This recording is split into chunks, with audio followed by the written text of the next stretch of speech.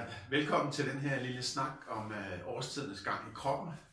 Og vi har nået den her periode, hvor vi forlader efteråret og går ind i vinteren.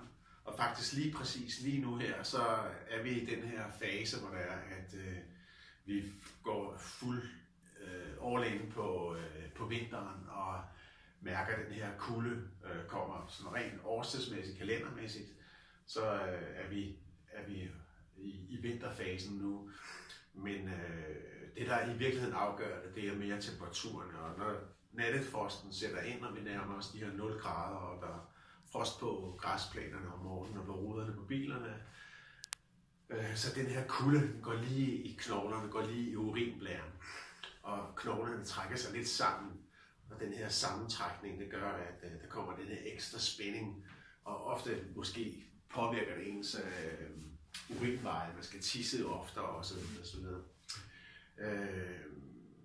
Der er en masse træthed i energien i øjeblikket, og rigtig mange de døjer med en uforklarlig træthed, og det skyldes rigtig mange forskellige faktorer, som jeg prøver at komme ind på. Nogle har noget med vores fysiske legeme at gøre, har noget med årstiderne at gøre, men rigtig meget af det har faktisk også med det, der sker i verden at gøre, fordi at der sker rigtig meget, som skaber utryghed. Vandelementet er det element, vi går ind i nu, som repræsenteres af nyrerne og af blæremeldingen. Nyrerne er den feminine meridian, og urinblæren er den maskuline meridian. Og de har deres eget balance, det feminine og det maskuline, hvor de er afhængige af hinanden og giver hinanden plads og presser hinanden. Men de har deres eget lille yin-yang system, og de påvirker selvfølgelig alle de andre 5 elementer, som de er i samspil med, eller de er 4 andre elementer. Det der sætter nyrerne under pres, specielt nyrerne, det er nyrerne, det er vores immunforsvar, det er vores vitalitet, det er, at vi sover godt om natten, at vi ikke er urolige, det er vores frygt og vores angst. Det handler meget om det eksistentielle. Kan vi betale vores husleje? Har vi råd til at købe mad? Kan vi købe gaver til jul? Og den måde at være i verden på. Har jeg en bolig? Hvor skal jeg starte de her ting, som jeg går og tænker på? Falder tingene på plads, og spiller det så ud, som jeg gerne kunne tænke mig? Og så videre, og så videre. Selvom der er en måned til, eller 14 dage, eller et halvt år ude i fremtiden. Vi er forskellige, og specielt de her typer, der har fødselsdag i den her periode her, de er mere præget af det at være, have elementet i nyre blære meridianen. De vil være mere ramt af dem, der har elementet i vandelementet. De vil være mere ramt af den her tid, vi er i. Det vil sige, at deres angstniveau stiger. Det, der dæmper angsten, det er at få slappet af, få sovet godt, og mærke roen i kroppen, og have følelsen af, at man restituerer. Og det er lige præcis det, der ikke sker. Fordi man kan sige, at vores krop har en eller anden form for biologisk ur, hvor det er, vi følger årstiderne, og er meget aktive om foråret og sommeren, og i sensommeren, og så nærmer vi os den her mørke vintertid. Og ligesom at de fleste dyr går lidt i hi, bladene slipper træerne slipper bladene og trækker sig ind i sig selv, går ind i noget ro, så burde vi også sætte tempoet ned. Og langsomt bare geare ned, så når vi får mere og mere ro. Men det gør vi ikke i vores kultur. Der er det blevet sådan, at vi har lys døgnet rundt. Vi ser fjernsyn, vi planlægger vores aktivitetsniveau. Det fortsætter fuldstændig uændret. Men man kan sige, spændet imod, hvad vi burde gøre, bliver større og større. Og når vi arbejder imod den her naturlige restitution, som burde være i kroppen, så bliver nyrerne sat under pres. Nyrerne er vores moderorgan, vores moderenergi. Det er det, der giver alt andet liv i kroppen, som nærer alle de andre organer og meridianer i kroppen. Det er vores livs-chi. Når den bliver svækket, så svækkes alle de andre funktioner også. Og det, der melder sig først, det er en eller anden form for træthed og en ømhed om i lænden. Og det kan være en trykken fra brystet. Det kan være det at føle sig mere presset i livet, have kortere lunte. Det er sådan en bivirkning af det. Så kan der være en større følsomhed i tænderne, at håret begynder at knibe lidt mere, hørelsen kan blive påvirket. Men i øjeblikket er der en stor træthed. Nyrerne producerer også adrenalin. Og adrenalin, når der er meget adrenalin i kroppen, så har vi svært ved at slappe af og falde til ro. Når der er meget adrenalin i kroppen, så udvider vores blære sig. Og man kan sige meget smart sagt, så har det den her yin og yang forbindelse, at når den ene spænder op, så slapper den anden af. For eksempel det at være på og skulle ud og på jagt og skyde, eller være i krig, eller slås, eller i det hele taget være på, så sker der det, og så spænder nyrerne op, og så slapper urinblæren af og bliver rummelig, så man ikke stopper midt i kampen og siger, tissepause, jeg skal lige... Det er der ikke simpelthen ikke tid til. Så er det først, når det er overstået, altså, så slapper nyrerne af, og så trækker urinblæren sig sammen, og så skal man bare tisse. Det der med at have holdt sig i bare de sidste 100 kilometer, har man skulle tisse, og så lige når man stikker nøglen i døren og drejer rundt og skal ind, så lige før man drøber, inden man kommer ud til toilettet, fordi nu har man slappet så meget af, du kan jo bare ikke holde på det mere. Nu har vi nået frem, nu har vi nået mål, og så slipper man blæren. Det er en af de her forhold, der sker i øjeblikket, med at vi skal tisse mere, og det bliver mere uregelmæssigt og mere følsomt. Det bliver mere følsomt, fordi kulden forstærker alle de her kontraktioner, der sker i kroppen, og spændinger.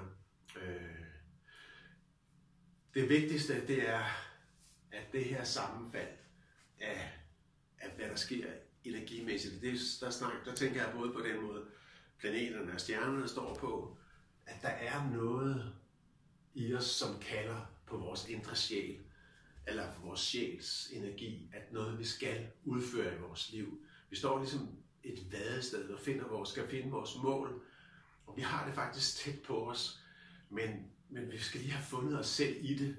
Og det er det der med, at ubevidst så kører der en masse tanker om at finde ind til sin egen kerne, sin egen energi, og arbejde ud fra det, og udtrykke sig i livet. Og der er noget eksistentielt over det. Og det er det, der dræner. Det er den her døn, som min kæreste siger, at hun har ligesom, om hun svømmer et døn i øjeblikket, eller at luften er bare tyk af et eller andet, så når man går i den her puh-agtige, det udmatter en og trætter en. Og samtidig har vi også forladt efteråret, som er tyktarmstid, som er sorgen, som er tyngden, og har man ikke helt sluppet det, så trækker man den her efterårsenergi med ind i vinterperioden, og det kan også give en tyngde i benene, hvis man ikke har fået givet slip på det gamle, eller accepteret den her proces, den her overgang, eller hvad der ellers sker i ens liv. Det handler meget om at acceptere, at tingene er, som de er. Og så er der alt det her politiske,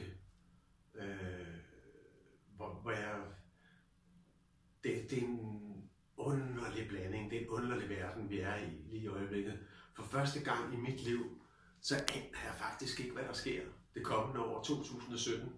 Med Trump som præsident og alle de signaler, der er sendt ud, at hvad er det, han har gang i, og hvordan påvirker det verden. Jeg kan huske tidligere, da man havde Øst- og Vestblokken, og at der var en eller anden form for stabilitet over det. At det var inden muren faldt, men selv da muren faldt, så havde man Øst og Vest, og vi havde verden som sådan, og vi vidste nogenlunde, men lige nu, der er ligesom alt, det står lidt stille og diger. Vi ved sgu ikke rigtigt, hvad fanden der sker. Kommer der flygtninge, kommer der migranter, hvem vinder valget i Frankrig og i Østrig, og ny regering, og det hele, alting er oppe og vender. Der bliver taget nogle radikale beslutninger, som vedrører os alle sammen omkring økologi og vind og natur og olieledninger her og der. Vi er berørt på alle planer, og det sluger vores energi. fordi at det skaber noget utryghed, og der har aldrig været større utryghed i Europa, end der er i øjeblikket. Og det er jo selvfølgelig også derfor, at de ekstreme, ser jeg det som, at de ekstreme retninger, de vokser. Og det dræner vores nyrer. Alt det her tanker, ting, som er ude af vores kontrol, som vi ikke kan kontrollere, men som vi går og forholder os til ubevidst, det dræner vores energi. Vores tanker ryger hen i det som et stort energihul, og samtidig med, at nyrenergien er lav. Og det tror jeg, at den her faktor med den livsstil, vi har, vi fortsætter samme energiniveau med samme frekvens, samtidig med, at nyrerne faktisk burde restituere, og vi burde slappe mere af. Så, hvad gør man så for at imødegå alt det her? Det er som det første at lytte til sin træthed. At tage de her pauser, hvor man skulle tage en lille morfar og lægge sig ned på sofaen og tage en pive, som der var en, der sagde. At det betyder, at man sætter sig ned med sin lange pive og sætter sig ned og kigger ud af vinduet og bare trækker vejret dybt. Det er den ene del. Den anden del, det handler om at restituere og gøre så meget, man kan for at gøre de ting, som gør, at man lander i sig selv. Om det så er, at man laver qigong, eller man laver yoga, eller går ture i naturen, eller tager i svømmehallen, eller et eller andet. Man har følelsen af, at man lander i sig selv, og skuldrene sænker sig. Det er en rigtig vigtig faktor. Så er der kostmæssigt, energismæssigt, fordi vi ryger ind i en periode, hvor der er ekstremt meget sukker, vi bliver tilbudt. Og den her sukker, den giver os en falsk energi, fordi vi føler os lidt mere, vi får sådan lidt som et skud sukker, men bivirkninger af det, tømmermændene af sukker, det er en ekstrem træthed. Og der er flere og flere mennesker, som er sukkerfølsomme, som reagerer med en utrolig tømmermændstræthed i kroppen og en ømhed i ledene, og vi kan ikke komme af med alt det her. Det sætter sig i ledene og i musklerne som sådan en ømhed, så vi har det ligesom, vi bliver sådan en influenza-agtig tilstand i kroppen. Man er lidt sådan ligesom ved siden af sig selv, ligesom man er trykken i hovedet, og der skal ikke så meget til, før vi reagerer på det. Og det er igen nyrerne, fordi vi har sgu ikke overskud. Vi har ikke den samme rummelighed, så kroppens tolerance, den er meget lille i øjeblikket. Og så er det selvfølgelig at leve sundt, ikke? At spise nogle supper og lidt optagelig kost, masser af grønt selvfølgelig. Spis med omhu, med omtanke, så man ved, at man passer på sin energi. Og så den sidste ting, som er sådan en rigtig god ting, det er at få afsluttet alle de her ting, som man har planer om. Gøre så meget af det, som fylder i ens bevidsthed, som bare er en tanke, men få handlet på dem. Det vil sige, hvis det handler om julegaveshopping, så gå for fanden ud og køb de gaver nu. Lad være at vente til den 22. eller 21. De ligger, man skubber sådan et pres foran sig, hvor man det bare bliver et mareridt hver eneste dag, man tænker over det. Lav den her liste. Få lad sætte de her flueben. Få ordnet alle de ting. Hvem laver sovsen til jul? Og så videre. Og nej, at de gaver skal sendes, hvornår det pakkerne skal sendes. Vi er jo fyldt med tanker om alt muligt, vi skal nå. Og juleafslutninger, julefrokoster og familiefødselsdage og alt muligt falder oven i hinanden. Få du lavet nogle af de her ting i god tid, så når du tager det her pres væk fra dig. Det er slet ikke værd at ofre dig selv, hverken på din arbejdsplads eller på nogle andre fronter, og gå i stykker på det. Du må passe på dig selv, og det gør du ved at tage vare på de ting, der presser dig allermest. Få dem afsluttet, og bare starte et sted. Og som min kloge kæreste siger, at hvis man er svært ved at overskue det, så kan man jo sige til sig selv, hvad er det mindste, man kan gøre for at komme i gang. Og det synes jeg er et rigtig godt råd.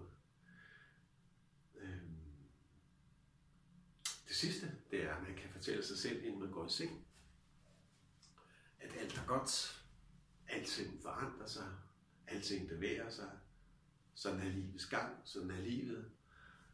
Og lige nu, når jeg ligger her i min seng, med hænderne på mit bryst, og går ind i mig selv, og sender mig selv en kærlig og venlig tanke, og viser sig selv venlighed. Fortæl en selv, at alt er godt, og alting løser sig, og det skal nok gå. Så man prøver at berolige det her indre urolige barn. Så have en fortsat dejlig december måned og vinter, og vi snakkes ved. Tak.